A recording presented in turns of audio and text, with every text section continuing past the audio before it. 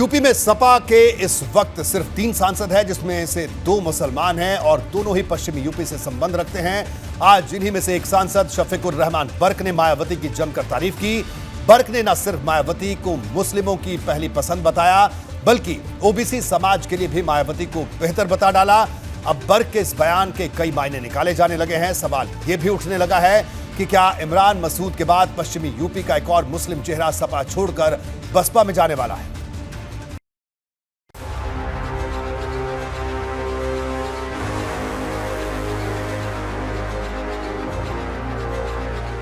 सपा सांसद शफीकुर रहमान बर्क के एक बयान ने यूपी की सियासत का माहौल गरमा दिया है। बर्क वैसे तो गैर राजनीतिक मुद्दों पर टिप्पणी के चलते ज्यादातर सुर्खियों में रहते हैं, लेकिन इस बार उन्होंने मायावती को लेकर ऐसी बात कह दी कि लखनऊ में मौजूद सपा दफ्तर तक करंट दौड़ गया। उन्होंने अपनी कौम के लिए या अपनी बिरादरी के लिए उन्होंने काम किया है और फील्ड में जमकर काम किया है। बहरहाल मैं भी उनकी पार्टी में रह चुका हूँ कि सन 9 में मैंने भी इलेक्शन लड़ा था, तो मेरा इलेक्शन बहरहाल उनकी पार्टी से मैं जीता था, समाजवादी हार गई थी। मायावती की तारीफ में कसीदे पढ़ने वाले बर्क बसपा में भी रह चुके हैं, लेकिन मौजूदा वक्त में वो सपा के सांसद हैं। ऐसे में मायावती की इस तरह से तारीफ करना पूरे पश्चिमी यूपी का सियासी पारा चढ़ा रहा है। सवाल ये है कि क्या पश्चिमी यूपी में इमरान मसूद के बाद सपा का एक और बड़ा नेता बसपा में वापसी करने वाला है? इस संभावना को बल देने वाला बर्क का एक और बयान सुनिए।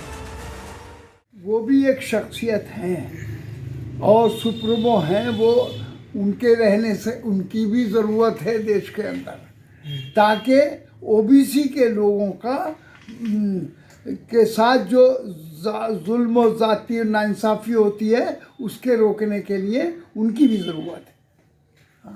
और हम भी बहैसियत मुसलमान के हम भी सपोर्ट करते हैं। बर्क वैसे तो अक्सर मुस्लिमों की बात करते हैं, लेकिन इस बार उन्होंने ओबीसी के नाम पर बड़ा बयान दिया है।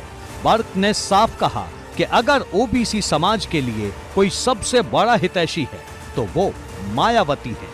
सपा सांसद का ये बयान इस वजह से महत्वपूर्ण हो जाता है क्योंकि अखिलेश यादव की पूरी राजनीति इन दिनों पिछड़े वोट बैंक के इर्द गिर्द ही घूम रही है और सपा सांसद का ऐसा बयान मुस्लिम वोट बैंक में भी दरार पैदा कर सकता है, साथ ही ओबीसी समाज को भी सोचने पर मजबूर कर देगा।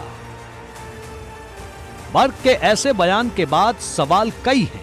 क्या अखिलेश यादव उन्हें 2024 के लिए पसंद कर पाएंगे या फिर बर्क ने पहले ही अपनी नई राह की तलाश कर ली है? कहीं बर्क 2024 का लोकसभा चुनाव बसपा के टिकट पर लड़ने की तैयारी में तो नहीं? इसकी कई वजहें हैं। पश्चिमी यूपी से सपा के 2 मुस्लिम सांसद हैं, संभल से शफीकुर रहमान बर्क और मुरादाबाद से एसटी हसन। पहली बार सांसद बने एसटी हसन को काफी तवज्जो मिलती है।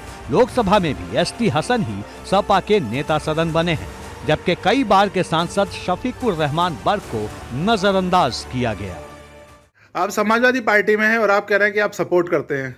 सपोर्ट भाई, जब जो ओबीसी के साथ जब नाजायज सलूक होता है तो हम बहरहाल उसको पसंद नहीं करते। हम बहरहाल इस मामले में उनके साथ हैं। देखिए, ये उनका अपना ख्याल है।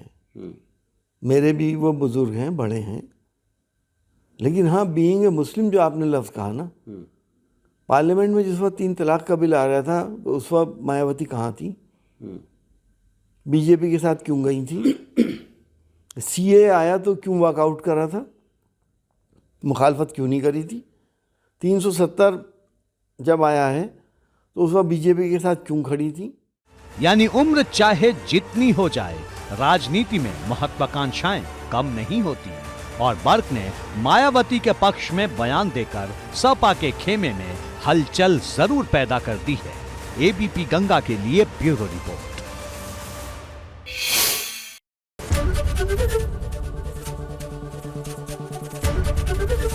एबीपी गंगा, खबर आपकी, जुबान आपकी।